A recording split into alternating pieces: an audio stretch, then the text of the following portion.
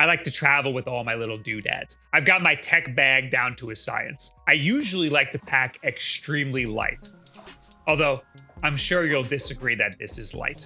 On this last trip that I went on to Vegas, I got married.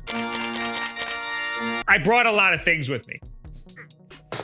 I brought 5 handhelds.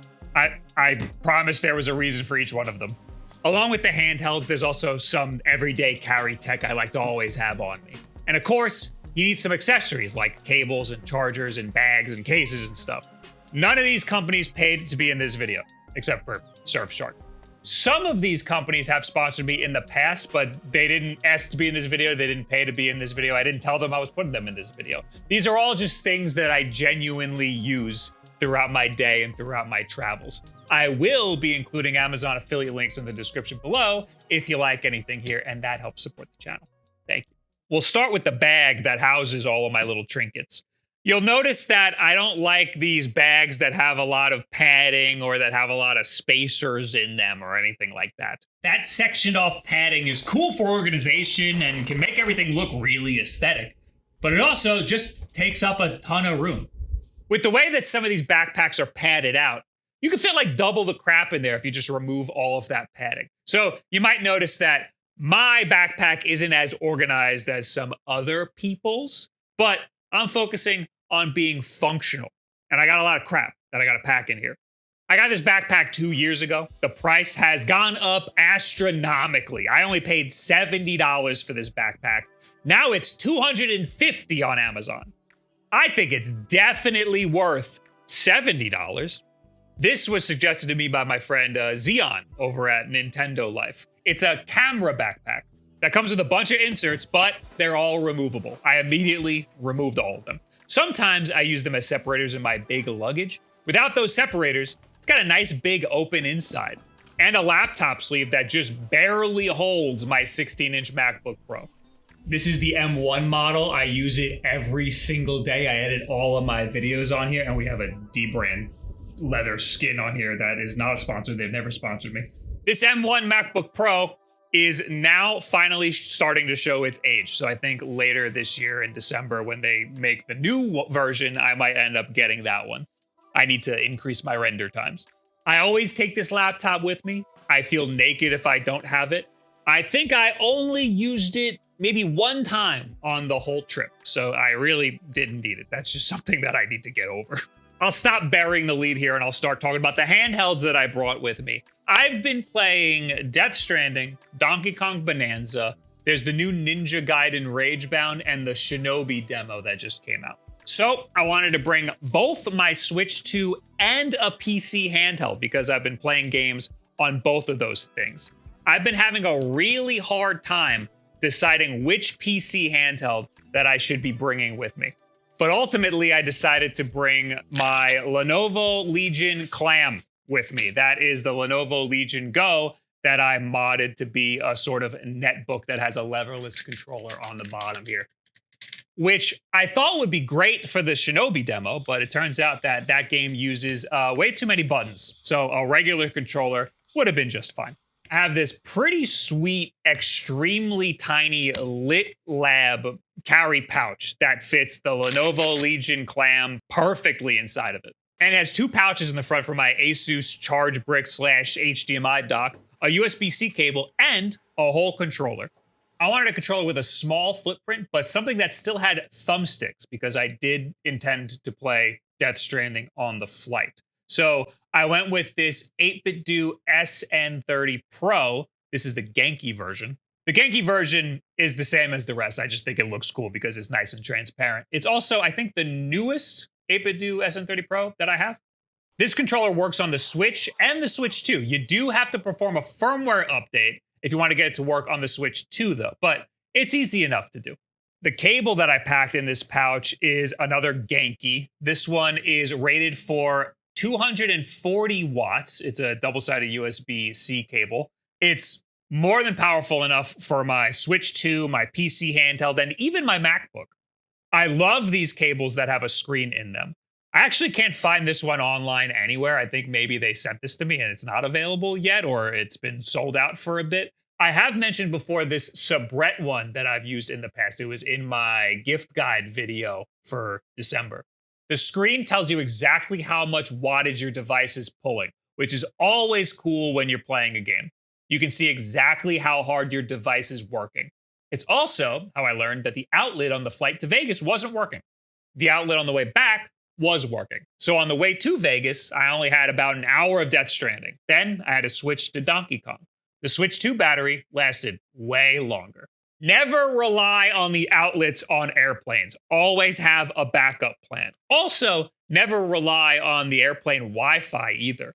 Sometimes the Wi-Fi on airplanes will throttle your internet depending on what you're doing.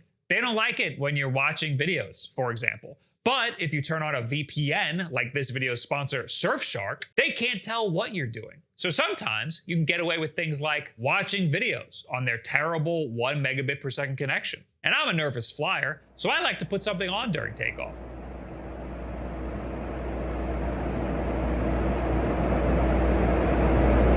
VPNs can also help change your location so that you can access content that might otherwise be blocked in your country, which is also helpful on trips. It can also encrypt your data so that nobody on your network can see what you're doing, not even your ISP or the plane that you're on. Surfshark 1 gets you their VPN, private web search, data leak alerts, and their antivirus. There's no risk to trying Surfshark, and they offer a free 30-day money-back guarantee. So go on over to surfshark.com/den and use code DEN for an extra 4 months of Surfshark VPN. Excuse me, this is your captain speaking. We're gonna need to switch off the airplane Wi-Fi for a bit. There's too many people watching the Challenger disaster. Oh, come on! I use this to relax. Oh, it's not just me watching it? My Switch 2 is inside of this Genki Seiya bag. It's like this little satchel. Again, they've sponsored me in the past, but they did not sponsor this video. So then I'm allowed to say that there's also a TomTalk bag that I've used for a few years, and they're both just as good. This one is a little more expensive. It comes with some other little doodads, and it feels a little bit more premium. I like to bring a bag like this because it can house my Switch for transportation, and then when I get to the hotel, I can take my Switch 2 out and leave it in the hotel room, and then take the bag out on the town with me. So even though I don't have any padding in this backpack, I do have all these little tiny cases, but I think these little tiny cases are a little more functional than just some useless padding. Also, this backpack is like very rigid, as you can see. Even with nothing in it, it still has this big gaping hole here. The Genki bag with the Switch 2 in it, the lit pouch with the Legion clam in it, and even my laptop all fit inside this backpack. At the bottom of this backpack, I just have a mess of cables and also this Ugreen charge brick that is 100 watts. I like this brick because it has 3 USB-C ports and 1 USB-A port. And you can see how scratched up it is because I use it a lot. It has more than enough ports and the wattage to support charging like a bunch of my devices at once. And then there's the front of my bag, which has this little pouch. And in here, I have my 4 terabyte SanDisk Thunderbolt 3 SSD. This is another daily use device. All of my video work is done on here. It's fast enough to edit off of, so I can just leave all my video files on here. It's another thing that I feel naked without, but I didn't use it at all this whole trip. I also have in here my passport, which you need to have now to fly if you don't have a real ID. In case your dad hasn't been telling you that for the past 5 years. I also have my headphones. These are the same Shure earbuds that I've been using for many years now. They are the newer mobile version of the in-ear monitors that I use when I used to play the drums. Audiophiles don't love these earbuds. I'm sure there's better earbuds out there, but I've had them for years and I've never had a problem. They do require a dongle if you're going to use them on an iPhone. So I have this little USB-C to headphone jack adapter that I got off of Amazon. But not all headphone jack dongles are created equal. This one specifically works good with the microphone that is in the headset and an iPhone. So I would recommend getting this one specifically if you don't want to try to figure out which ones will work with the microphone and your iPhone and all that. I still don't like wearing wireless headphones. The cable really doesn't bother me at all. It's just one less thing to worry about charging or syncing. This is why I never took a Raycon sponsorship. And even if I did like wireless headphones, why wouldn't I just get AirPods? On one side pouch of the backpack, I have here it says Aya Neo, but this is my Trim UI brick. I like to have something extremely tiny to fidget with during takeoff. I got a game of Bomberman Hero that I've been playing through on here, but honestly, I never touched this during this trip. I played a little Balatro on my phone instead.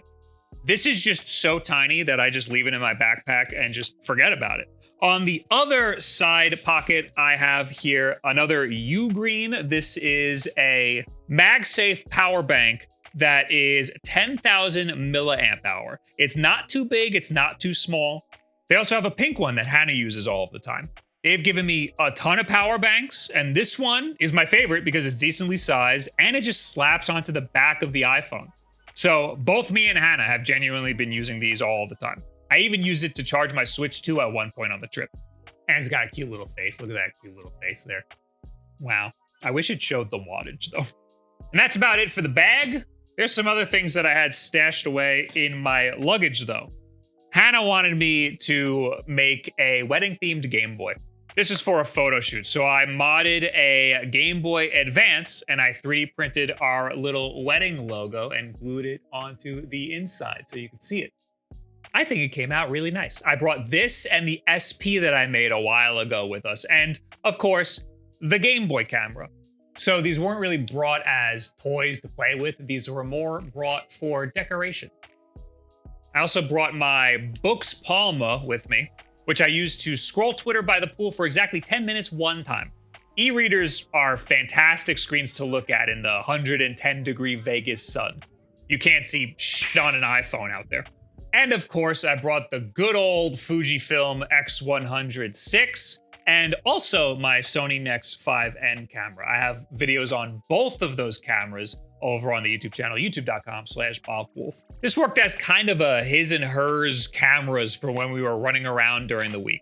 We both got a lot of great pictures with these. So I used almost everything that I brought, and everything more or less fit inside of this one backpack. In hindsight, I might have left some things out. Maybe I didn't need my whole laptop. It would be great if I had Death Stranding for Mac, or if Steam had a little better integration with Mac OS. Then I wouldn't have needed my PC handheld at all. Or I could just bring a Windows laptop. I could become a Windows guy. These are things that I have to work through with my therapist.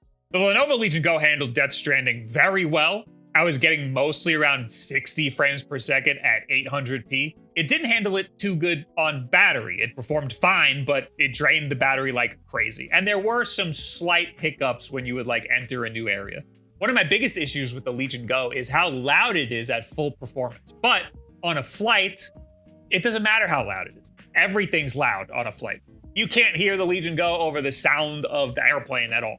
I did beat the whole Shinobi demo on the flight with the fight pad, and I did this on battery in balanced mode, and it lasted a decently long time, and everything played totally fine. The demo was good. I'm a very big Shinobi 3 fan. I got a lot of gripes with this game. Shinobi is a shooter. You shoot Cherokins. This game turned into a hack and slash game with a skill tree and stuff, and a lot of different combos you can do. And the movement just doesn't feel all that great. I love doing dive kicks and stuff, and it just doesn't feel as fluid in this. It's a beautiful game though, and the art is gorgeous. Ninja Gaiden Ragebound, on the other hand, is sick. Get that game. They did a great job of making this game feel like old Ninja Gaiden, with a lot of new polish in there. Movement feels really good, and the controls are not overcomplicated. I did play a decent amount of Donkey Kong Bonanza throughout the trip, and that's about the only reason that I brought the Switch 2 at all. But I'm glad that I did. It was worth it. And the Switch 2 is thin enough that it doesn't take up much room at all. I knew that I was taking this trip, and I could have just gotten these other games on the Switch 2 to avoid bringing a PC handheld at all. But I did hear that both the Ninja Gaiden and the Shinobi demo run worse on the Switch 2 than they do on PC handhelds. So I decided, why would I nerf myself just so that I could have a lighter bag for 1 week? Death Stranding isn't even on the Switch 2, so I just wouldn't have been able to play that. I could have gotten it on Mac, but then I would have had to buy it for a third time. And again, I didn't really compromise at all because everything fit in here perfectly fine. The games that I'm currently playing definitely dictated what went into this bag. Next time I make one of these videos, who knows what devices I'll bring. Maybe a great game will drop for the playdate, and that's all I'll bring. Who knows? So what do you guys think about all of this stuff that I pack in my little travel bag? Is there anything that might make my life a little easier? Is there anything here that has given you some ideas? Leave it in the comments below. Add me on Twitter, any and all of this other social media garbage. Don't forget to check the links in the description for any of the stuff you saw here. Thank you, Surfshark, for sponsoring this video. Don't forget to check them out. And thanks for the congratulations. We had a great time. It was a great time in Vegas. Thank you very much. Have a very good week. Subscribe.